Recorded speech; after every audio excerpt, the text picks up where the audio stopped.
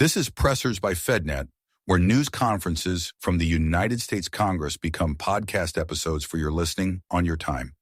House Republican Conference Vice Chair Blake Moore began this weekly news conference with Texas Republican Jake Ellzey, Majority Whip Tom Emmer, Majority Leader Steve Scalise, and Speaker Mike Johnson. They focused on funding veterans programs and a Second Amendment bill soon pending, affordability, and a bill to create a National Women's Museum before Johnson touched on midterm election primaries, before taking questions about a weaponization settlement fund and more. The following material is protected by copyright. Good morning, everyone. Thank you for being here. I am not Lisa McClain. Vice Chair Blake Moore. We'll excuse her today with some flight issues. This weekend, Americans will mark Memorial Day, as we all know, remembering the men and women who never came home from war. They gave their lives not for recognition or politics, but for this country and something bigger than themselves. We can never repay that sacrifice, but we can make sure that it is never forgotten. And we can make sure that families that they left behind and the men and women who continue to serve are supported in a real and meaningful way. And that commitment doesn't end with when the uniform comes off. So in Utah, one of my constituents, Terry Scow, has continued to serve as a role model in the veterans advocacy. He was instrumental in reopening a state veterans house and office. He helped create 4 new veterans homes in the state, and he even inspired his own sons to serve. He's making sure those who carried the burden of war don't have to carry it alone. That's what honoring service looks like. Not just remembering the fallen, but standing with those who came home. And that's exactly what House Republicans are focused on. Last week, we pushed forward and passed the Milcon VA Appropriations Bill, the first bill of the fiscal year 2027, because taking care of our service members, veterans, and their families should always be the first thing that we do. This week, we're continuing that work with common sense legislation to strengthen veterans' benefits, protect those who served, and deliver on promises we've made. Because this is what common sense leadership looks like. You honor sacrifice not just with words, but with action. And that's where a clear contrast is. Our Republican priority will always be to be putting government ahead of Americans. Our priority is the American people, the American family, the working family, the veterans' family, and the like. Bottom line, we will always stand for those who stood for us, not just on Memorial Day, but every single day. And with that, I hand it over to, out of the great state of Texas, Mr. Jake Ellzey. Thank you, Blake. It's indeed an honor to be standing in front of you. I'm not worthy to be able to talk to you today on behalf of my fellow veterans and those who didn't come home, but I hope that my words honor them and their families. I spent 20 years in the world's finest Navy as a helicopter and fighter pilot, and then I got to serve here, one of only 11,000 Americans. It is indeed an honor to be talking to you today. As Blake said, we passed the Milcon VA bill 415.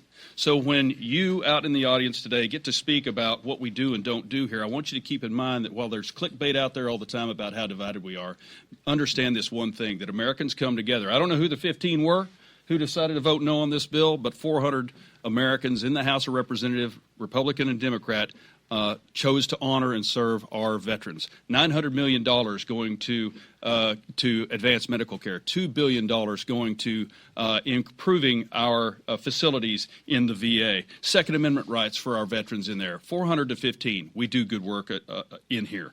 Also, as Blake mentioned, we got a bill on Thursday and Friday addressing benefits for survivors and veterans' Second Amendment rights. But since we are on a Memorial Day, I would be remiss if I didn't mention to you, as we go about our business every day, and we've got a weekend coming ahead of us that is full of joy and sales, I want to point out a couple of people. When I deployed with Morgan Luttrell, my brother, in Iraq in 2006, I was with Team 5 as a JTAC. This young man right here, Clark Schwedler, I'm reminded of him every day, and I hope to honor his service how I conduct myself up here. I wear him on my wrist. I chose this picture because Clark Schwedler didn't have anybody but that dog. He had his parents, but he lost his life, gave his life for both the Iraqis and the American people on April 6th of 2007. He didn't get to come home. I chose the dog picture because he brought that back. His teammates brought that back to him, and his parents got to keep that dog. But I want you to say his name either loudly or quietly to yourself, Clark Schwedler, because that's what Memorial Day is about. On the same operation on April 6th, Mike Day got shot 27 times. 27 times. 16 to the body, 11 in his plates. The plates fell off as they took him off. He got knocked out by a grenade. He came back, but he didn't come home. And in 2023, he took his own life. So I just want to point out that when we're talking about what this week is about, over 1 million Americans have given their lives so you and I can go about life, so that I can watch my son play baseball and play catch with him, so I can take my daughter to go see her next school, next college, and so that I can come home from very difficult weeks here and hold my wife. Keep in your minds, say their names, keep them in your memories on this Memorial Day. I yield to Tom Emmer.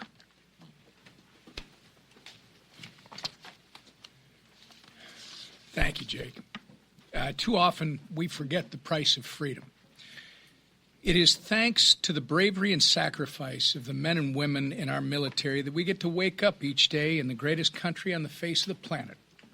That's why House Republicans are committed to delivering for our nation's veterans, their families, and their surviving spouses who've made the ultimate sacrifice. This week, as you've heard, we're going to vote on 2 bills that will do just that. American heroes and their families should not have to worry about making ends meet. Congressman Tom Barrett's H.R. 6047 is a much-needed, long-overdue expansion of benefits for severely disabled veterans and veterans' surviving spouses. Sadly, they have not seen an increase in benefits in over 20 years, even as the cost of living has continued to go up. This is unacceptable. This week, House Republicans will right this wrong, ensuring that no veteran or veteran's family gets left behind. House Republicans will also vote on the Veterans Second Amendment Protection Act led by VA Committee Chairman Mike Bost. It's simple. Veterans deserve the same constitutional rights as every other American. Right now, veterans who get help managing their benefits can be stripped of their Second Amendment rights by Washington bureaucrats. No judge, no due process, no court ruling. This isn't just insane, it's anti-American, and it's an affront to the Constitution. Thankfully, Chairman Bost's bill will protect the Second Amendment rights of our nation's veterans by restoring due process. It's common sense, it's constitutional, and it's time to get it done. As we approach Memorial Day, a time for our nation to remember the men and women who made the ultimate sacrifice for our freedom, House Republicans are proud to stand with our veterans and their families because they so bravely stood for us. And with that, I turn it over to our leader, Steve Scalise. Thank you, Whip. And really want to thank my colleague and dear friend, Jake Ellzey, for those warm words and really kind of reminded everybody what Memorial Day is really all about, why we pause to pay tribute to those men and women, especially who gave their lives, who did not come home. And obviously, you know, some of them served with them, and it wears even heavier on your heart, but it wears on all of us. And so we remember them. We will say prayers for their family, but we're also taking action. And the bills, as the Whip mentioned, that we're bringing to the floor. Chairman Bost's committee, the Veterans Affairs Committee, is dedicated to making sure that we're properly taking care of our men and women in uniform, but especially those who don't make it back. And the fact that the survivor benefits have not been adjusted for decades is an embarrassment. And we correct that oversight that has gone on for way too long by bringing that up to where it needs to be to help those families who don't have their loved ones with them, but still have bills to pay, have kids to raise. And that's an important bill. The Second Amendment protections of all people who should have those. It surely should be those who fought to defend the rights that we have.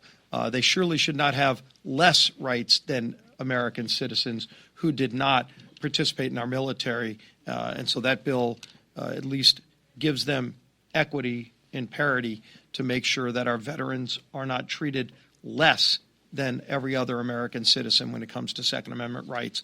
We're bringing a number of other bills, too. Of course, we're waiting on the Senate to finish the reconciliation bill. They are going to go through the vote-a-rama tonight. Hopefully they get it all wrapped up by tomorrow. We stand ready to move as soon as the Senate is finished. and we adjusted our schedule to be here longer for that. The housing bill that we're going to be voting on today is really, really important to lower housing costs for all American families. This is a bill that French Hill, the Financial Services Committee, did incredible work on to make sure we got the policy right. Clearly, there were some differences between the House and Senate.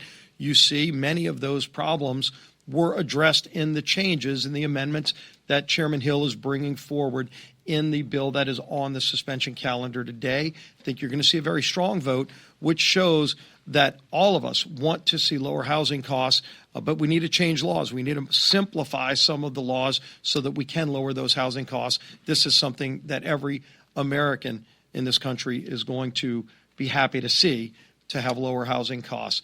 And then one of the bills you're going to be able to watch a really interesting vote on tomorrow is the Women's Museum.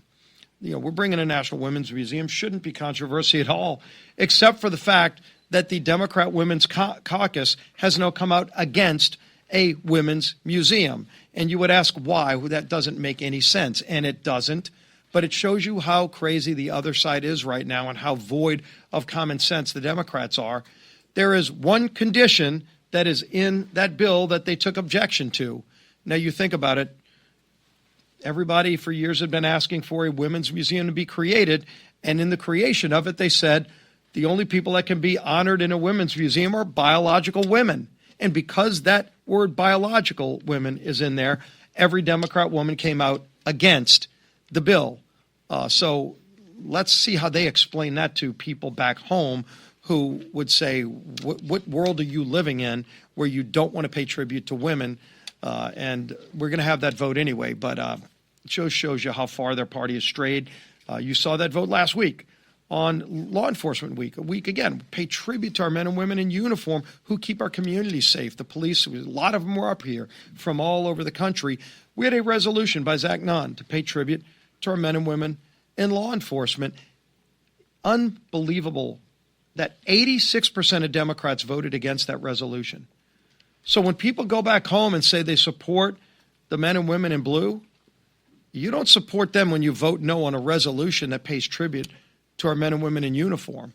So the defund the police movement is alive and well in the Democrat Party when 86% of Democrats last week voted against cops. It was disgusting to watch.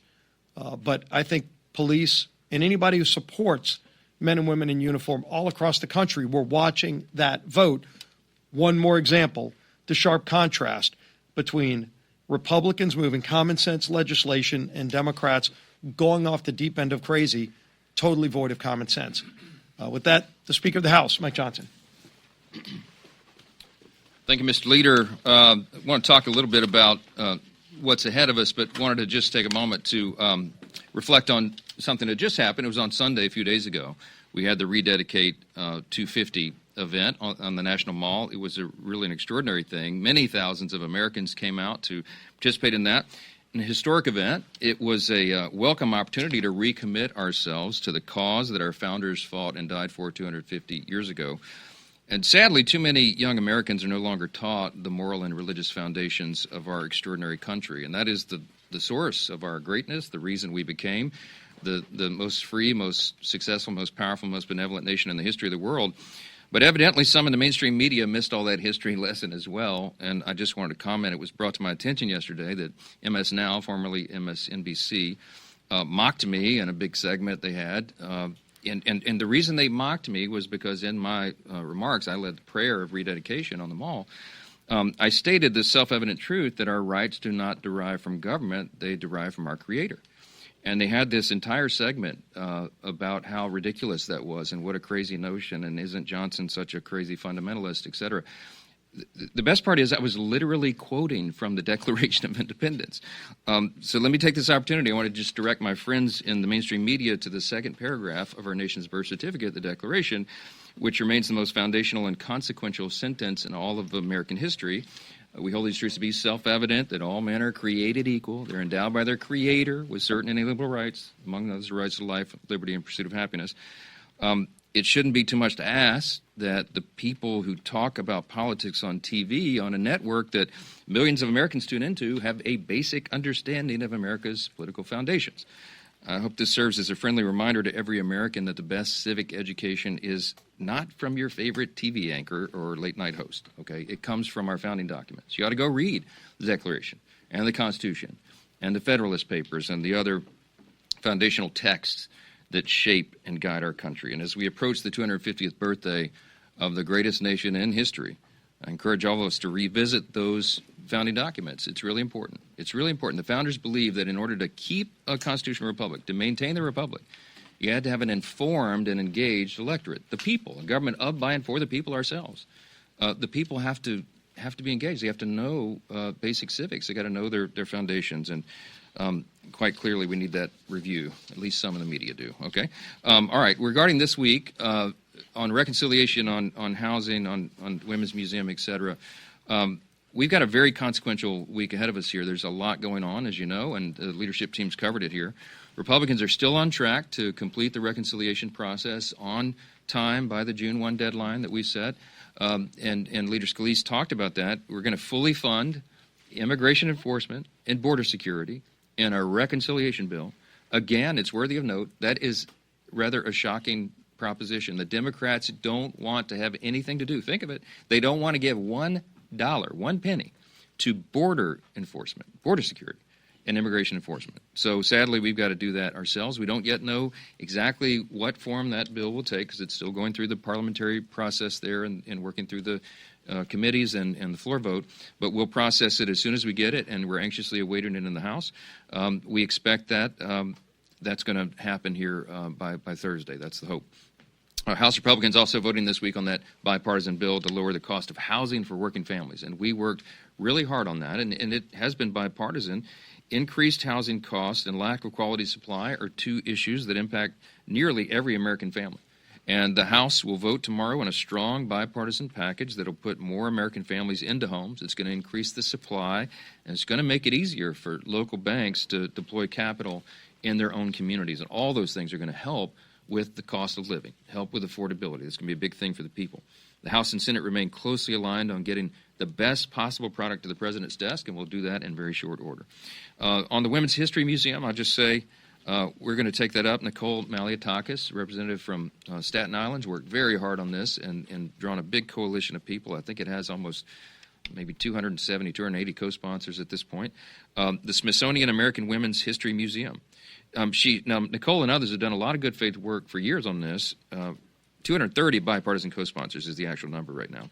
But suddenly, in spite of that, Democrats are all backing out. And you heard Leader Scalise talk about this. It's just an incredible thing. Why are they backing out? Simply because the bill reinforces an objective truth that a museum for women, get ready, should showcase only women. Okay, that's the concept that got them all riled up. Here's the language of the common sense amendment that was added to the bill that made all the Democrats run for the hills. Quote, the museum shall be dedicated to preserving, researching, and presenting the history, achievements, and lived experiences of biological women in the United States. The addition of the word biological made them all run for the hills. I mean, if that's controversial in the Democratic Party, we're in serious trouble. The party that purports to support women demanding that the museum include biological men. The Democrats may be okay ceding control of their party to the most radical, far-left people in the country, but Republicans are not going to be any part of that. We're not going to stand for it. And neither are the overwhelming majority of Americans who still believe in common sense. Finally, Memorial Day, I'm so grateful for Jake Ellzey, our colleague. He was a Top Gun pilot. He looks the part, doesn't he? Straight out of Central Casting. He's got the great voice and all that. But the fact that he comes up here and speaks from the heart and talks about all those who've served and paid the ultimate sacrifice is a really serious thing. And we give credit where credit's due, and I want to thank our Republican House Chairman Mike Bost and Representative Tom Barrett worked on these two bills that will safeguard the constitutional rights of American veterans and deliver meaningful relief to Gold Star families. At a time when the world faces grave threats, not the least of which include Iran, the largest state sponsor of terror, every one of us is keenly aware that American strength and freedom are not free. And they're paid for by the selfless service of military personnel who serve our nation every single day. And we're reminded of that fact. We're going to pause to remember those and their families, those who paid the ultimate sacrifice for our freedom. We benefit from their heroic work every day, and we should never take that for granted. Real quick word on the primary results last night. That's the big political news, of course. Last night, in a nutshell, I talked with the president late last night after everything all the dust was settling over all the elections, and we talked about how his endorsement is the most powerful in the history of politics. I mean, anywhere in the world. I think it's just a phenomenon. I wasn't involved in the Kentucky primary, Thomas Massey's primary. The leadership team wasn't because he's an incumbent. But the president certainly made his opinion known, and I'm not surprised by the results there. The president knows what's at stake in this fall's elections, and he and I need conservative patriots here ready to help us continue saving America. And that's why we're working hand in hand to defend and grow this House Republican majority. I'm convinced we're going to do that. I'm thrilled about 3 more of our endorsed candidates who are going to do just that. They advanced last night. Ralph Alvarado in Kentucky, Houston Gaines, and Jim Kingston in the state of Georgia. All 3 of those are going to be great members next year as we defend and grow this majority. And at the same time, this is what's really important for everybody to be paying attention to. There's an effect happening around the country, and you'll have heard me summarize it this way. The best way to describe it, in short summary, is that there are many Mamdanis popping up all around the country running for Congress as Marxist, openly as socialist, Marxist. And it's a race to the far, far, far left. And as we say all the time, this is not our father's Democratic Party. This group has been taken over. I mean, the Democratic Party's been totally taken over by the far left. And Hakeem Jeffries and the team here can't do anything about it. In fact, Republicans are the only ones that can stop them from destroying our country, and that's why we must and we will win. But they continue to nominate some extremely radical candidates last night. Even people, there's a candidate in Pennsylvania stolen from his own family, and he won the primary on the Democrat side. They're going to lose these swing districts. And in summary, we'll go to questions, but in summary, this is what it boils down to. You heard the leaders say it. You've heard all of us say this over and over and over. This is a contrast election, okay? And at the end of the day, the American people have to just look at this. It's contrast between common sense and crazy.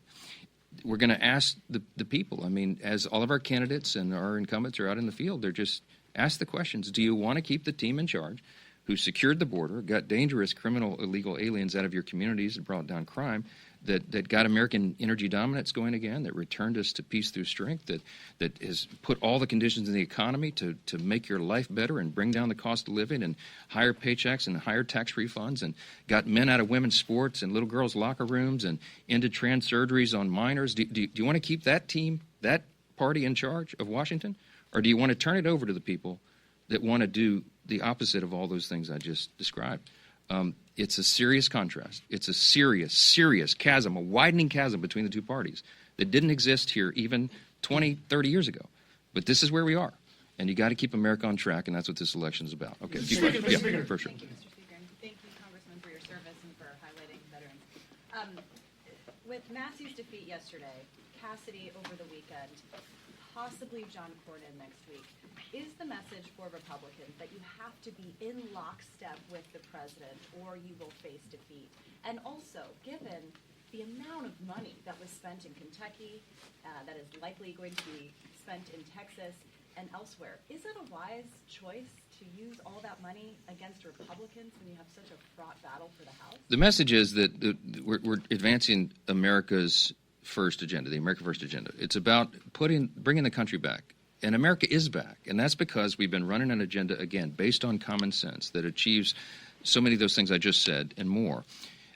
We need people here who understand that, who are not, trying to carve out their own lane and do something that's destructive or, counterproductive, I think, to the agenda. And that's what's happened. I mean, that's the message. We have gone out very careful with candidate recruitment to recruit patriots, people who are selfless, many veterans who are coming in to serve, people who have been accomplished in their community, done things selflessly, servant leadership in their community. They've been accomplished state legislators or local legislators and, accomplished business persons. We have an incredible array of people. The one thing they all have in common, they're not monolithic. They don't agree on every issue.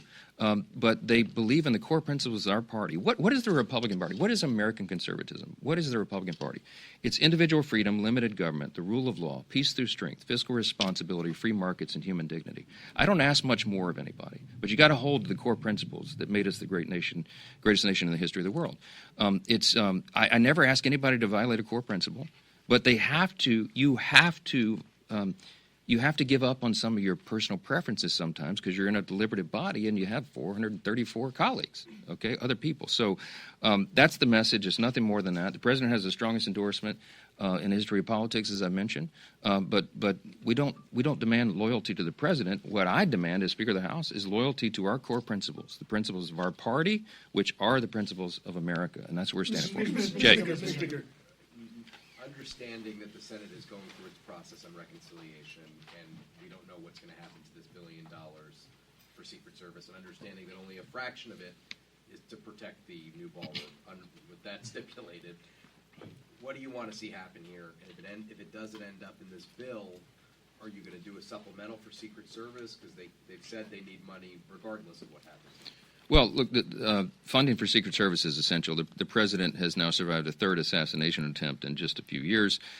We're obviously in a heightened threat environment. This is a different time than it's ever been, and so we need all of our law enforcement adequately funded, certainly Homeland Security and certainly Secret Service. So we'll look at that. I don't yet know, as I said, I don't know what will be included in the second reconciliation bill, the final details of it. We should know that in a few hours, and we'll process what we get, and then we'll look at the next issues. I mean, what they're asking for to harden the security at the White House and elsewhere to make sure that Secret Service can protect the president, the vice president, and the executive branch officers is a critical function. That's not a partisan thing at all. I mean, everybody has to acknowledge it's necessary and important, and we'll figure out how to make it happen. Would you be okay if January 6th rioters, the ones who were convicted, even some of the ones who attacked the police, had access to this taxpayer dollars of this $1.8 billion in settlement that the DOJ has created, a settlement fund? Would you be okay if they had access to that money? We don't know any of the details of that settlement fund.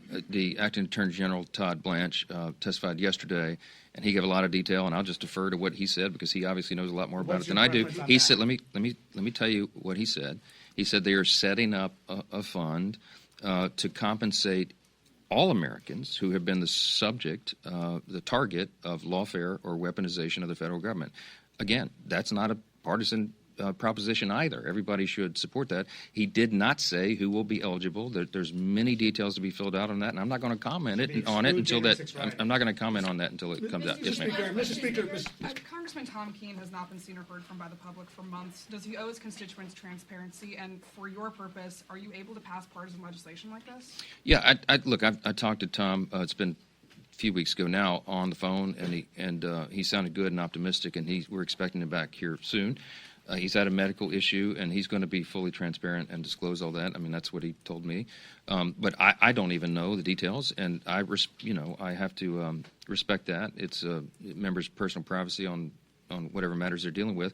But we expect to have him back soon. We've missed him. He's a great member of Congress. He'll get reelected because he comes from a long history, a legacy in his family of faithful public service. Things happen to people individually in their health and otherwise, and they deal with challenges, and they get right back. That's what champions do. Tom Keene is one of them. Proud to stand with him. He's going to get reelected, and we look forward to welcoming him back here very soon. Thank you all. Appreciate it. Unauthorized reproduction, distribution, or use of this episode without express written permission from FedNet is prohibited. Thanks for listening to this FedNet podcast.